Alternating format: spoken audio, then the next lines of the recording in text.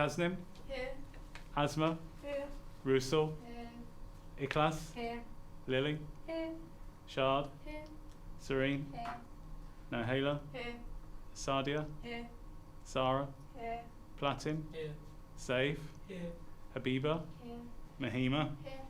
Shazad? Here. Manaz? Here. Leon? Here. Tringa? Here. Nida? Here. Heba? Here.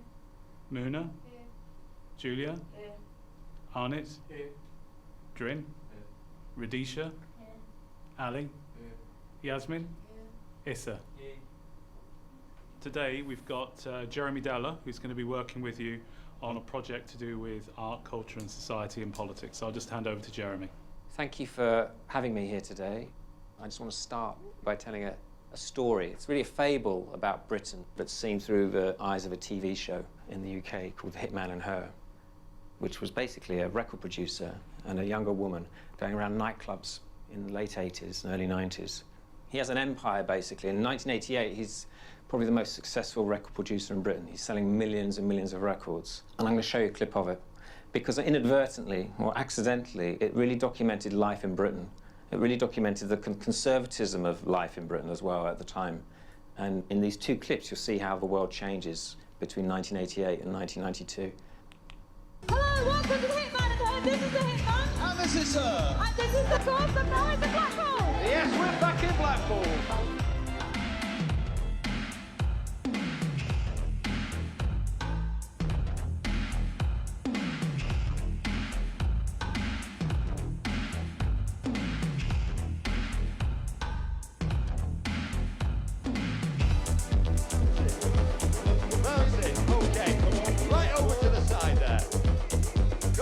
So these clubs were not really about music, they were more about entertainment. So like something out of the 1950s, this is Britain as a holiday camp.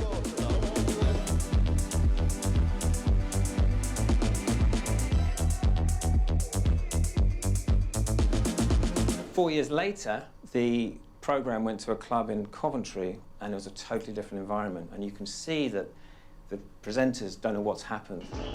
Hello, welcome to the Hitman and Her. You might have noticed this isn't a normal Hitman and Her. We're not at a normal Roxy or a Ritzy or anything. We're actually at a rave at the Eclipse in Coventry, and this is Energy Night. We've got live music tonight, exclusive, and it's all hot. 3 tracks from Alternate, also an exclusive from Sunscreen. It is so hot in here, it's unbelievable. Oh.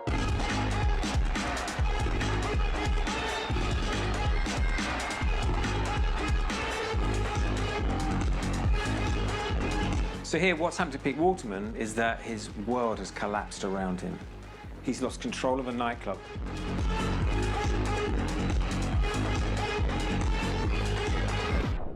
There's been a coup. Here, the king of the producers has been deposed. This is a 41, 42-year-old man making music for like 13, 14-year-olds. So in a way, he has no connection to that culture. What you're seeing here is a real generation gap.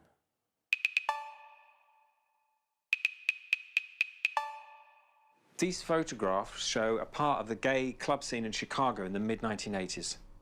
Ron Hardy was a producer and a DJ, and with his friends set up a club called the Music Box. And these are some of the pictures. They're very intimate. They're very loving photographs if you think about the club as a haven. So the club is the place where you can be the person you want to be. Maybe the closest equivalent to the nightclub is the church, where people support each other and share common values. For me, these photographs are like the beginning of a new religion.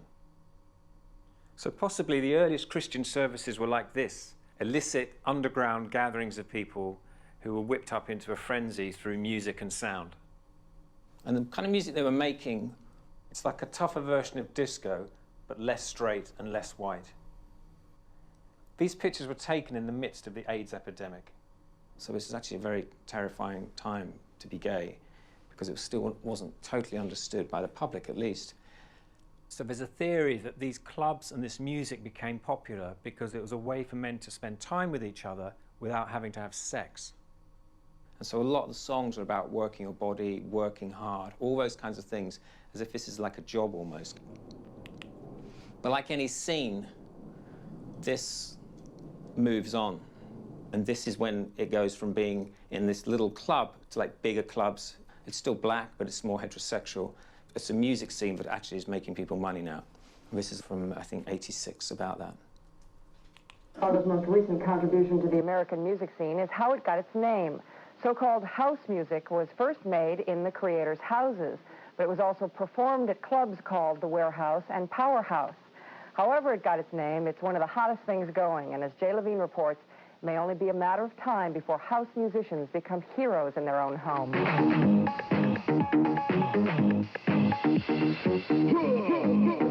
They started playing house music at this Michigan Avenue hotel and health club last summer, and they've been packing them in ever since. It's the first time house has escaped the Southside dance clubs or Northside juice bars for a more upscale audience, though it's still a long way from sweeping the city. Check, check, check. With Sweet D, Danny Wilson on keyboards, the DJ called Farley. Jackmaster Funk, one of the creators of house music, is ready to make a tape. It all starts with a heavy beat. Okay, that sounds pretty good. Now I'm going to talk into the sampler right here. Work your body. And then we can play it from the keyboard. It stays into the sampler, and I can play it on the keyboard up and down the scale. Work your body, work your body. You can have a fast or a slow effect. Like the Chipmunks, you know, or... Then I'll bring in the percussion, high congas, low congas. So now, with the bass line, or drum beat set, the rhythm in place, and the vocal all recorded, Farley and Sweet D are ready to make what in the record business is known as a demo. Work your body, work your body, work your body. What were you trying to do when you started? Make some money. House has been very good to Farley, and to others. But if it takes off, like many believe it will, those $1,000 advances they've been getting may soon seem like peanuts. Jay Levine, Channel 7 Eyewitness News.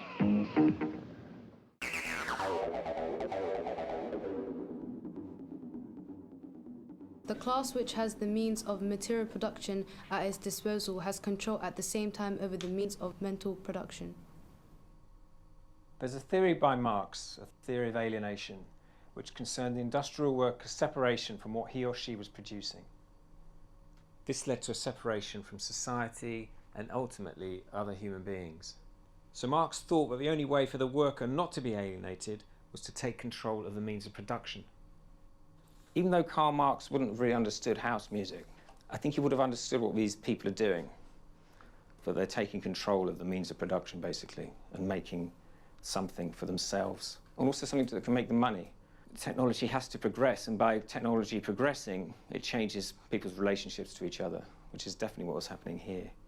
Men make their own history, but they do not make it as they please. They do not make it under self-selected circumstances, but under circumstances existing already, given and transmitted from the past. Tradition of all dead generation weighs like a nightmare on the brains of the living.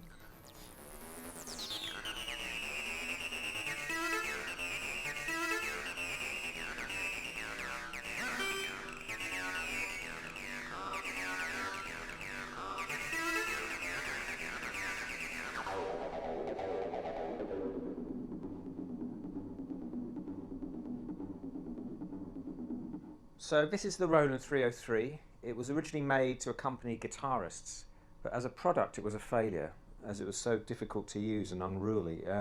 But in the hands of DJs and dance music producers, it made music for people who've never heard before, and forms the basis of a lot of the music you'll hear today.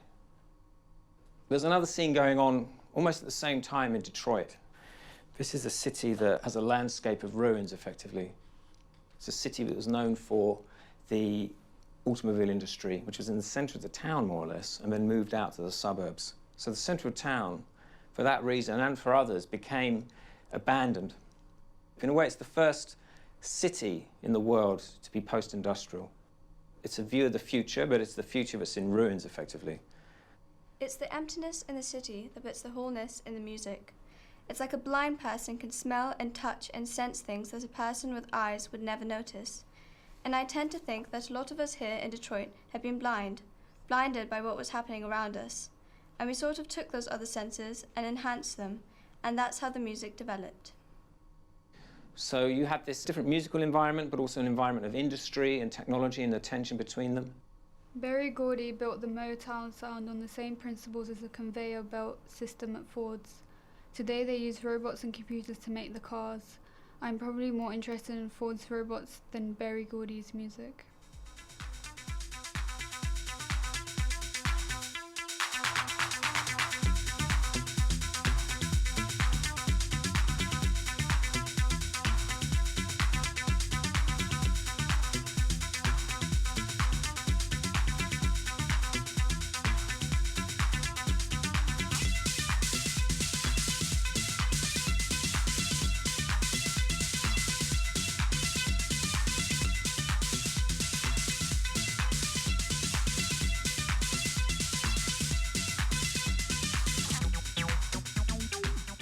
I find this interesting here, the relationship between man and machine. The sort of robot working with a man. Also, another thing about Detroit, which is unusual in America, is that the union was very powerful of auto workers. Not only was it very powerful, but it was desegregated. As with the radio stations, because Detroit was used as a testing ground for new musical formats. So the listening public were exposed to varied styles of music, including European electronic pop. The most important band, though, really, without doubt, are Kraftwerk, a German band who made electronic music in the 70s and 80s. We should think of them as prophets rather than musicians, because they predicted the world we live in now and wrote songs about it. The band toured America in 1981, which would have been a transformative experience for the audience and the band. For me, this image is like a contemporary history painting. It's Europe saying hello to America, basically. So, we have that idea of handing on something, almost handing the means of production on to someone. But just to show how appreciated this music was and how unexpected it was in terms of how people reacted to it, this is footage on a TV show in Detroit.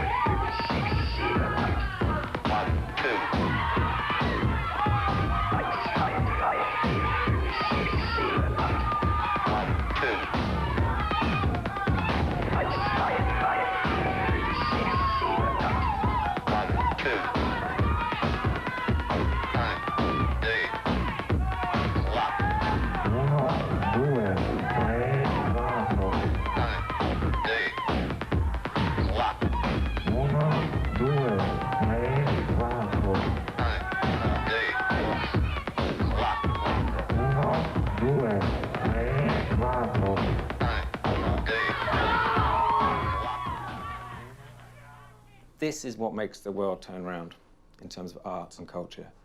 They're taking ownership of Kraftwerk in the way that Kraftwerk would have been thrilled about. It's the kind of thing when I feel a bit down, that's what I watch on YouTube. I'm happy that I live on a planet where that happened once. That's what I've been doing. How does it work? Try those. That's what I've been doing.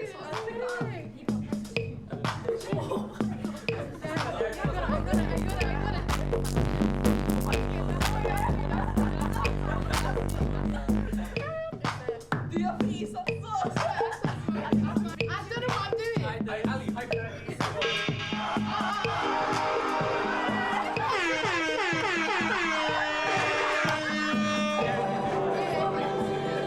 So much is happening. Too much is happening.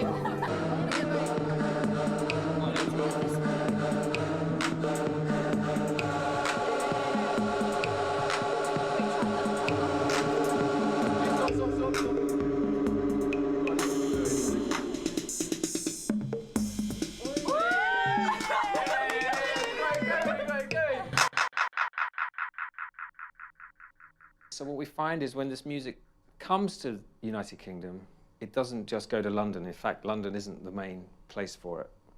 It's spread through black communities in the UK, often through sound systems.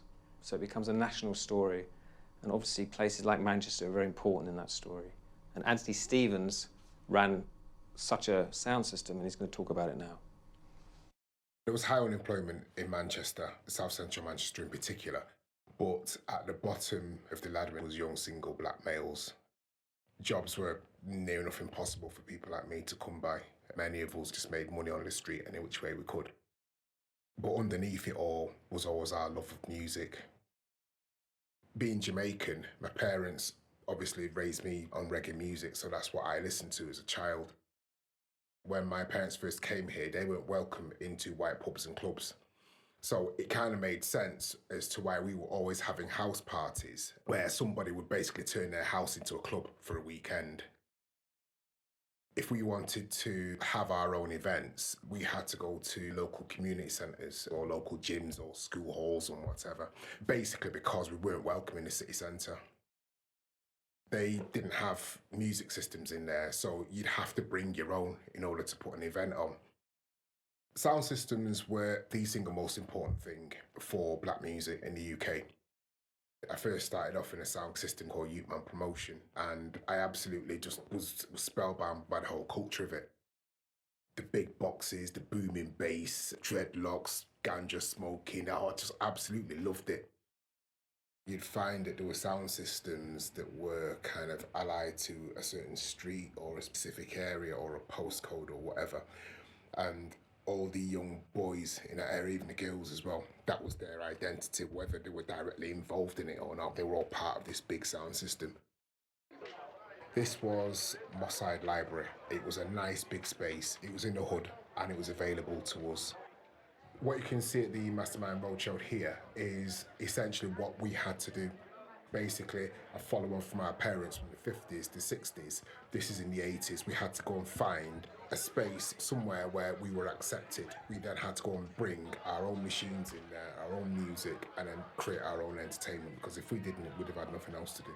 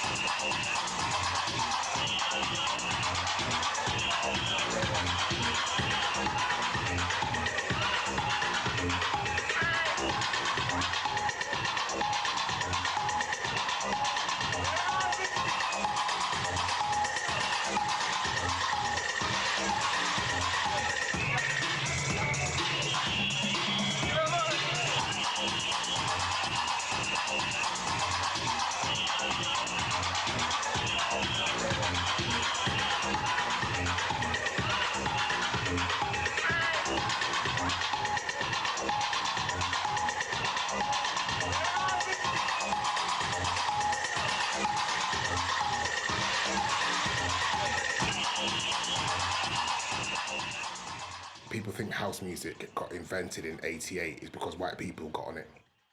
They were hearing about this music that young black kids were playing in the hood. You know, there was no real kind of white underground culture. There was really nothing there for young white kids to kind of get their teeth into. If you want to get on something, this house music was absolutely perfect.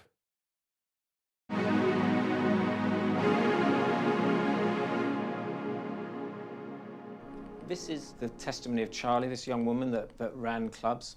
She was 19 when she started organising them, and she's talking about the scene in the south of England. This is the moment that the music went from being underground to overground, as Anthony described earlier. We were Milton Keynes kids. We used to go to this nightclub called The Point in Milton Keynes, and it was terrible. Dreadful music, glittery outfits. And then somebody told us about this club in London called Shum. We went down there and it was this tiny little club, probably held 150 people, and it was at a fitness centre in Southwark in South London. I've never seen anything like it. It was tiny, it was boiling hot. I mean, everyone was really friendly. People were just wearing tie-dye clothes or trainers, and there was no pretension. And we had the absolute time of our life, and we were like, this is it. The trouble was, Shum was so hard to get into, and so we decided to do our own little party.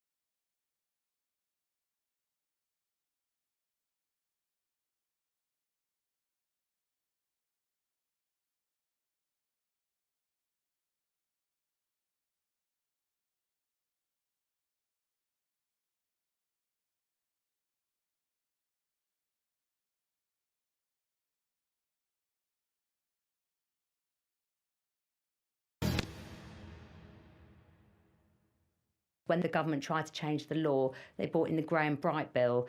Graham Bright wanted to make it so it was illegal to put on a party. You had to have a licence, and if you didn't have a licence, you would get 20 grand fine and 6 months in prison.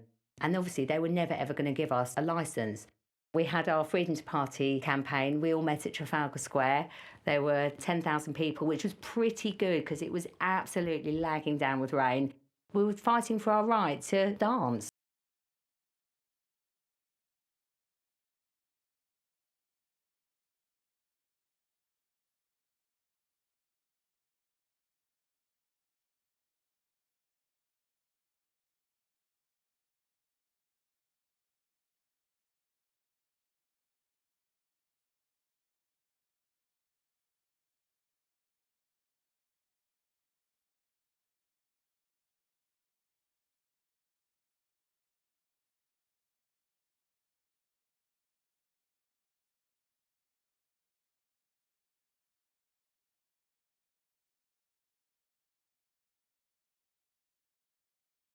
Everyone's watching each other. How, like, we have technology, so if we were to see someone dance or do something a bit different, we'd instantly record them. But there's no technology, no nothing, so they're just in their own space. Whereas it's a bit more controlled now, I think. Charlie, you've just heard, came in for a lot of criticism at the time, and still does. I actually think she did a great thing by popularising these parties. She didn't keep it just for a group of people in the know. She made it popular and made it available to many, many more people. And I think that's when things become interesting, when something that's initially very small explodes onto the scene, and then it becomes a movement. In the south of England, the mental and physical infrastructure was in place for these parties to grow and grow. The M25 was conveniently finished in 1986 and became the nocturnal gateway for these invasions of the home counties. Less conveniently, though, these were also the constituencies of many Conservative MPs. I brought with me some flyers, which I'd like to sort of hand out to people and maybe get your reactions to them. If you want to look at some of those, pass a few down. The flyers were full of promises of these mythical events, often a strange mix of arcane imagery and the new language of technology. It related to the past, present and future, but also there's a lot of information on them, and that gave all these details about what was happening, things that you might not have understood but were still kind of enticing. It was as if the future was about to arrive in one of these fields. I would never see anything like this nowadays. Really? Never. And why?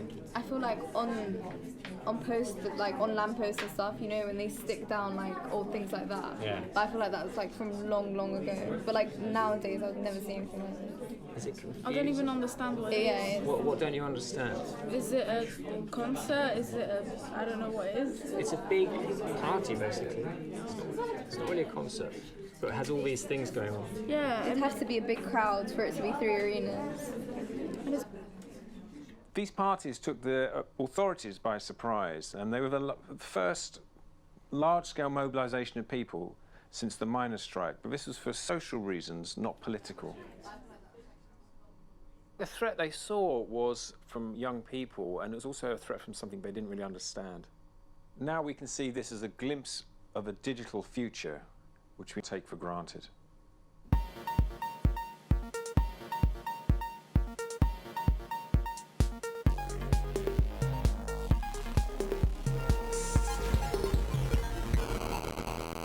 So very quickly, it becomes something that is on the news a lot and becomes one of these new social panics.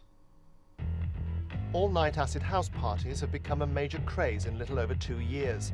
Held in disused warehouses, derelict barns, even old airfields, they've multiplied, with often more than 10,000 young people gathering at locations kept secret to the last moment. The illegal parties, with tickets costing up to £30, have led to running battles with police, a barrage of complaints over noise levels, drug abuse and concern over inadequate safety and fire precautions. Despite a thinly attended debate, there's all-party support for Tory backbencher Graham Bright's bill to increase the penalties for organising unlicensed parties. More acid house parties means more aggravation for local communities, more risk of a major accident to those attending. And that is a matter I hope we never have to debate in this House. Government ministers support the bill. And I don't think it's stuffy or boring to tell young people to watch it. Not just to watch it over being ripped off by these unscrupulous operators who charge large sums of money for parties that don't happen, but also watch it because you may be being lured into a building where if something goes wrong, it could be turned into a fire trap. But supporters of acid house parties say it's a mistake to drive the movement further underground. Like Prohibition in the States in the 1920s, when you put legal companies, professional production companies out of business, the only people left to take it over will be criminals. That is the main danger. And I see this situation developing where there are people who are now coming into contact with organised crime because professional companies won't be able to do this legally. This person who is involved in the party scene is called Paul Staines. And he has a big role in British life now. And he had a big role before this party scene as well. He worked for a guy called David Hart. And David Hart was a big supporter of Margaret Thatcher. And he had a room at the Ritz Hotel in London where he had thousands of pounds in cash, which he would put into envelopes and it would be taken all around Britain to pay men to go back to work during the strike, causing great division within the mining community. Now, Paul Staines runs this website. It's called Guido Fawkes.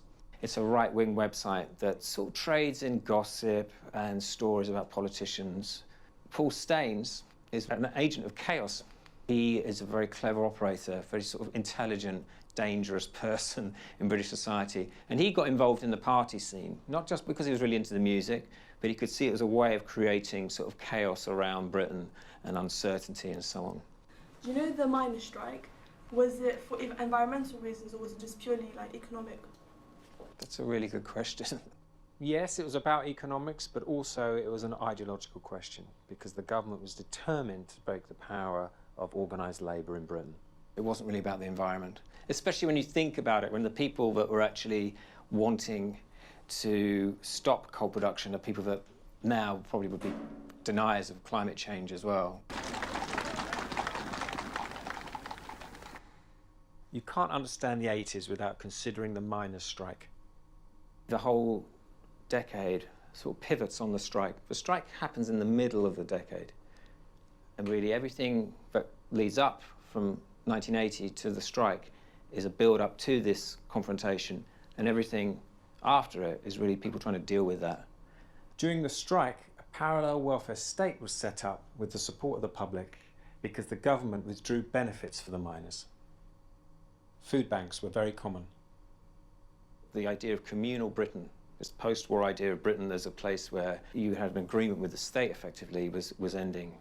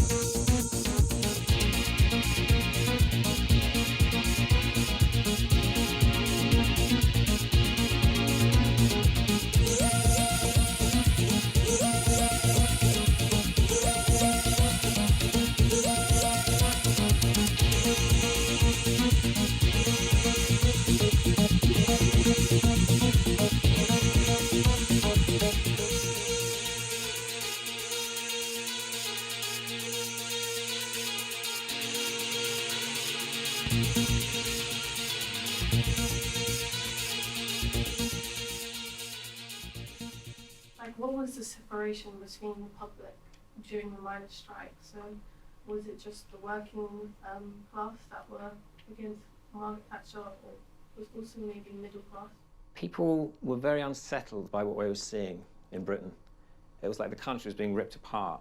I mean, we're in a kind of similar position now, similar situation, but without the violence, thankfully, in terms of ideas and ideologies. And the fact that both leaders on both sides of the strike, that Arthur Scargill and Margaret Thatcher, were basically both totally stubborn in their position. And there was no real way of negotiation between them. And I think people looked ahead, they looked beyond the strike and realised that the legacy of it was going to be massive, and we're still living within that. A lot of the areas that voted for Brexit are these former mining areas, they were kind of socialist areas, but people became very embittered afterwards because they were abandoned, and so their politics hardened. Just wanted to ask what the link is between the miners' strike and the music and the change in music. As a human being, you cannot be not affected by what happens around you. So if you, for a whole year, you're watching that kind of thing on TV and it's upsetting you, it will change you. But it's just an idea I have about it, that it infected, really the miners' strike infected the rest of the 80s.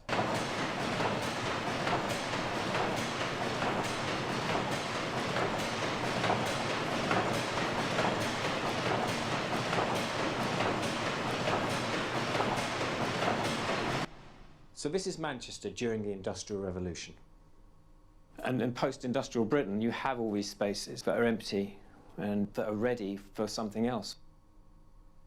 In Blackburn, there were parties which were very different. They weren't as expensive to get into, and they were using factories and places where people had worked until very recently.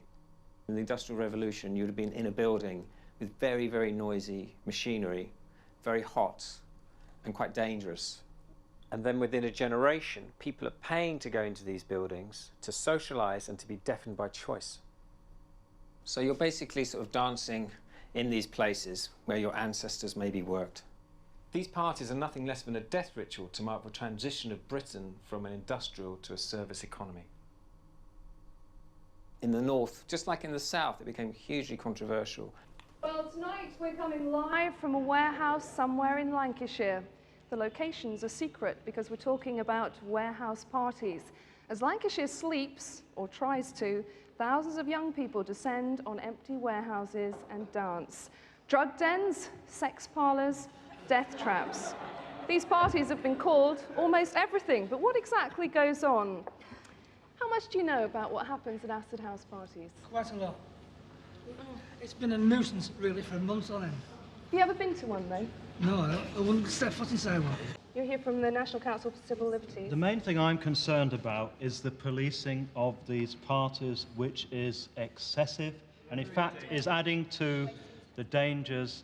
If the police are involved, it reminds me when roadblocks. I'm from the National Council for Civil Liberties, and we believe in the rights of people for freedom of assembly.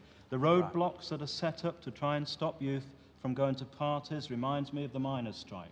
Up front's cameras recorded one remarkable night in Lancashire.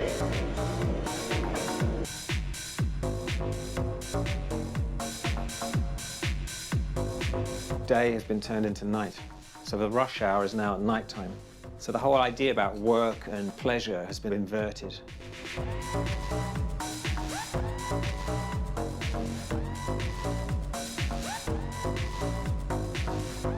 In 1984 or 1985, someone's dad would have been stopped going to a picket somewhere. But in 1988, the destination was pleasure, not the picket line.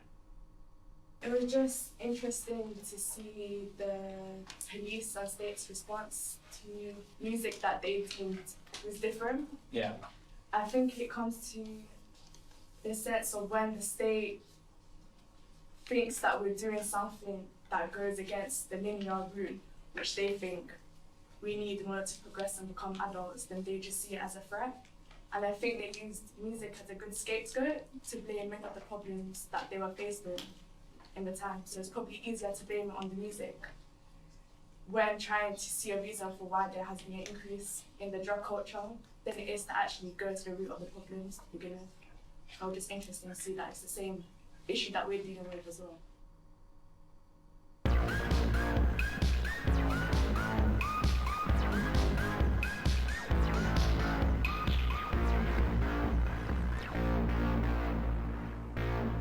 For some people, the drugs were an important part of the scene. It helped them get close to the music, but also helped them get close to other people. But the drugs contained within them the seeds of the destruction, because it meant that the police became interested in these parties, but also criminal gangs. These two opposing forces squeezed the scene.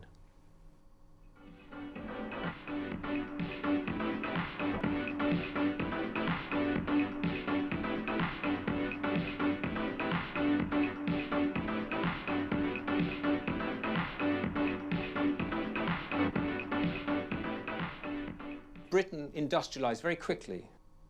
By 1850 or thereabouts, half the population of Britain lived in cities. We lost our connection to the countryside.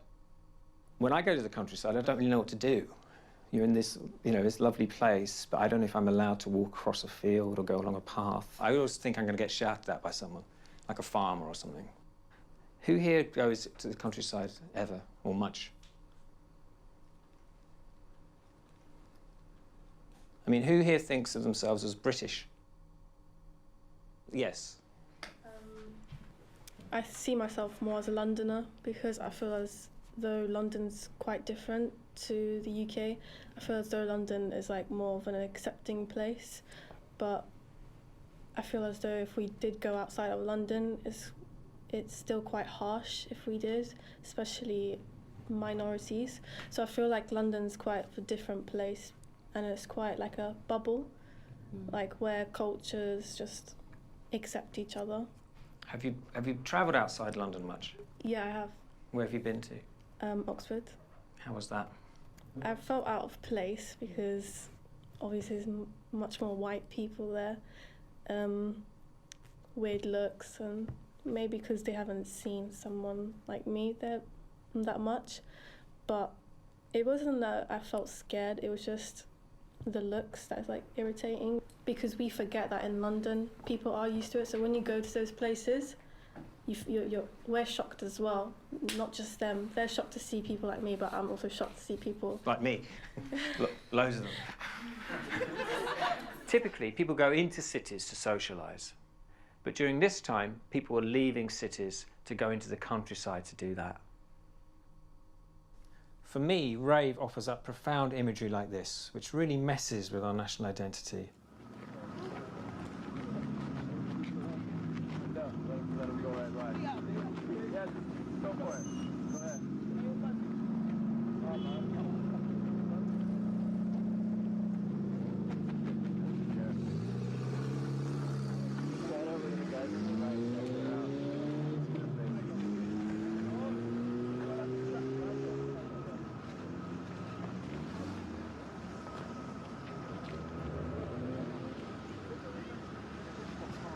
But for me, that's a really interesting sort of look at Britain. Britain old and Britain new at the same time, this dancing, and then in front of this sort of 500-year-old stately home. The British countryside is an uncontrollable place, which has never been tamed, despite the Victorians' best efforts to Christianise their traditions, which are based around order being inverted, so about danger and chaos.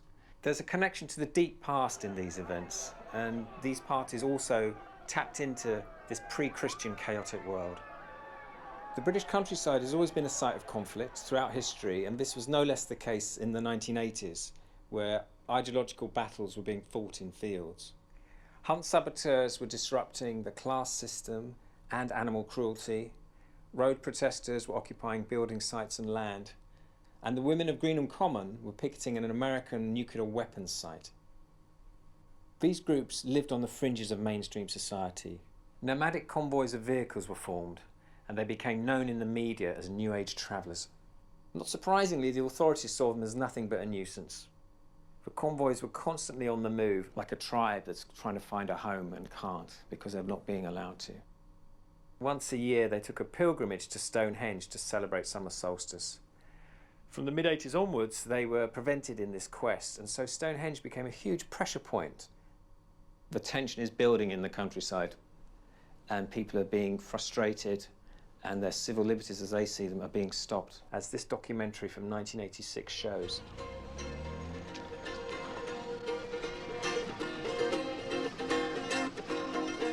At midday, more than 300 people leave the camp and make their way onto the A36 in the direction of Stonehenge.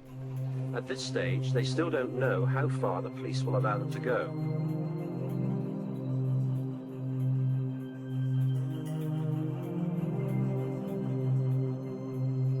About 5 miles from Stonehenge, the convoy is stopped in its tracks. Waiting in the middle of a dual carriageway is a force of several hundred police. This is the police announcement.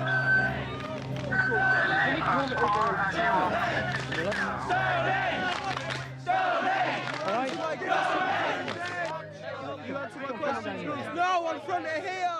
Stay here, let's get some guitars, let's have a party.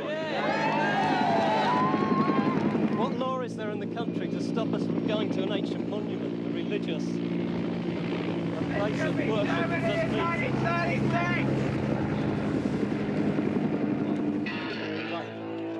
Get this stuff cleared up as quickly as possible.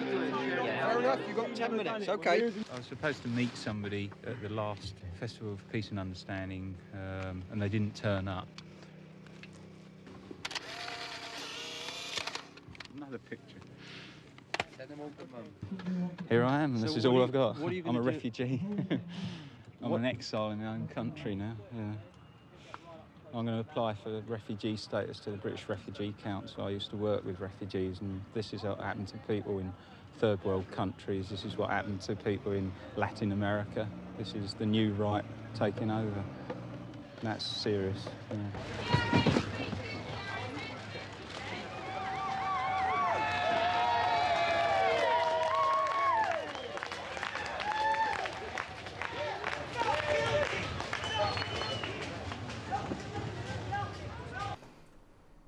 In about 20 seconds, these people appear on the screen. And I just want to ask if anyone would be able to predict what they're going to say about the young people. They aren't going to like it, because it's different. And they're just going to think that they're just disrupting everyone, and maybe because it's not their way of living, so they won't agree with it. Talking about South Africa, aren't they? About apartheid, about apartheid out there with the blacks. Well, we got it with our own people. We're just as bad. This is a police state now. That's what it is. Here, we got no freedom of speech, and you got no freedom in this country now. I don't want no bugger hassling me or chasing me about, telling me what I can't do and what I can do. It's a free country. Everybody do what you please. But they can't just have freedom just because they want it. They have to contribute something to society. Doing something for their country. Lying over there, drinking, smoking. What are they? Who paid for it? They're tired. Oh, the poor things. So am I tired, going to work and bringing up 3 children. I'm tired. I'm not draining my tiredness in drugs and alcohol. They've not cigarettes. got drugs. They've not got drugs. Can you prove they've got drugs? Can you prove they've got drugs? No, Go I over. can't, but I can see them with their cans of beer and their cigarettes and everything. They're and entitled to someone's have a paid beer. for them. Don't you have a glass of beer? Well, we all drink. I have a glass of beer. It. Doesn't matter where the money came from. They want a drink, so they're having a drink. And if they wanted a bloody drink, I'd give them the money to give them a drink. Go on then, give them your money. They're not having mine. I willingly give it to them. I'll share what I've got with anybody. He can be the tramp in the street. It doesn't bother me. He's as good as I am, until proved different. You're very brave to say that, because I would have said the same thing. You'd expect someone of that age, and that other man as well, to be anti it. But those men fought in the war, probably. You know, they would have grown up and been very aware in the 1930s what happened to people in certain countries if they didn't conform. This is a year after the strike, and I think people probably had enough by then of what the strike had done to the country. Did you hear that part where the guy said, let's get some guitars and have a party? Yeah? I thought it was quite funny, because of course no one really gets a guitar anymore and has a party, do they? When techno sound systems joined the convoys, they transformed the traveller movement. This footage is shot by Sarah Sender, who was a part of Spiral Tribe, one of the most famous sound systems that travelled with the convoys. The music was a switch that activated the wider public, so the sound systems became modern-day Pied Pipers, effectively.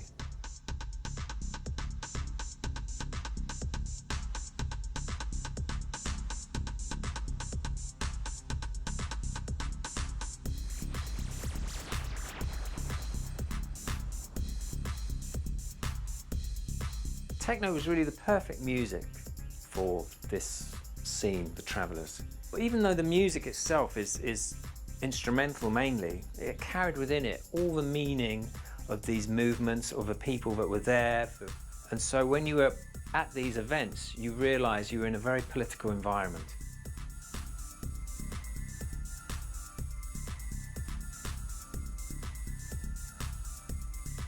Castle Morton was the biggest gathering of sound systems and travellers and ravers, basically, that had happened in Britain.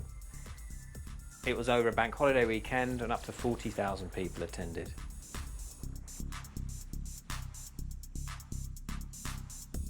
It's become a mythical event in dance music history and culture.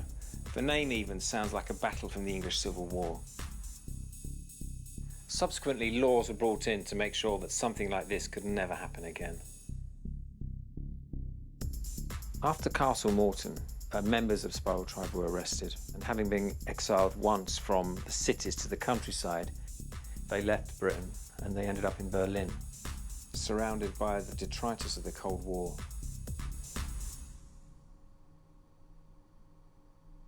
So do you identify with these people, what you're seeing here, these young people?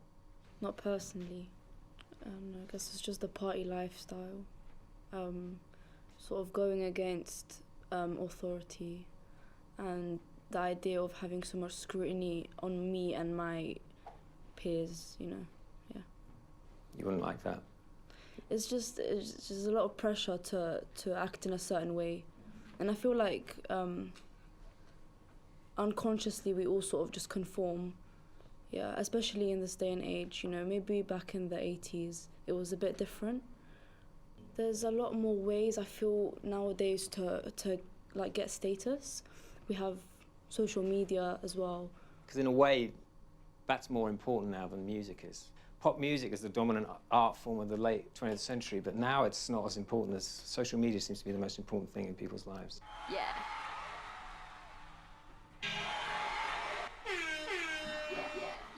Shelley's Laserdome, Stoke-on-Trent. Brunel Room, Swindon. The Arches, Glasgow. Monroe's Great Harwood. Metro at Saltcoats. Essence, Swansea. Eclipse, Coventry. Quadrant Park, Liverpool. Hangar 13F. Evolution, Hull. Madison's, Bournemouth. Stearns, Worthing. Quest, Wolverhampton. Q Club, Birmingham. Gold Diggers, Chippenham. Milwaukee's, Bedford. Hacienda, Manchester. Sanctuary, Milton Keynes. Shabu, Blackpool. Barriga, Stroud. Turnmills, London. In the early 90s, the image of towns and cities in Britain changed because of rave clubs. They were these mythical places where people went and had these amazing nights. And that was something I found very interesting. And so for a time, Britain was almost redefined by this music, which was articulating the changes in society from going from being industrial to digital. And these clubs make us think differently about these places. Who had Laserdome in Stoke-on-Trent? You had it, yeah. That's what we're going to look at. And this, in a way, it's very typical of the clubs at the time.